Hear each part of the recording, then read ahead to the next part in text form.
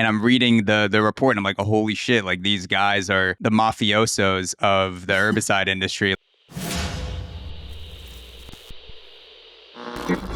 Yeah, it's funny. So I'm actually rewatching season 1 of Narcos right now, and I'm going through the report, the Merchants of Poison, and I'm thinking in my mind like Monsanto is like the Pablo Escobar of herbicide and like the food industry, because they literally every time Pablo Escobar needs something, he's just goes, who do we have to pay? Pay them off. Do we need to put something in the newspaper? Write an article. Who in the press do we need to pay? Just like lab scientists, cocaine jungle lab. Like who do we need to pay off to make this happen? And I'm reading the report and I'm like, oh, holy shit! Like these guys are the mafiosos of the herbicide industry, like the kingpin cartel, and there's a lot of similarities.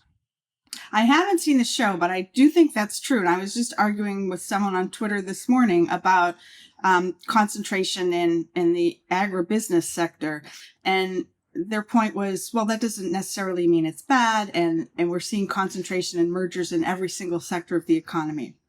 Well, that's true, but I think in some of these cases, it's the concentration of the most corrupt. The companies that were the most aggressive in science denial and externalizing their harm, paying people off, public relations, screwing the workers.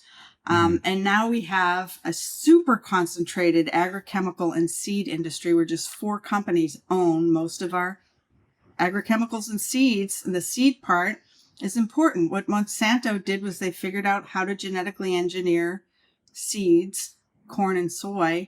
Primarily, they started with to tolerate the spraying of their herbicides and survive. So you can spray glyphosate on a field of corn and everything green will die in the field except for corn that's been genetically engineered to resist it. So what do we get? The consequences of that have been, and were predicted from the start, of course, more and more glyphosate, stronger and stronger weeds, farmers needing to use more chemicals. And then the science, which, as I write in the report, they manipulated for decades to hide the risks of glyphosate, but eventually catches up with them, with independent scientific bodies saying it probably causes cancer in humans. And so then they get sued by 100,000 people with non-Hodgkin lymphoma.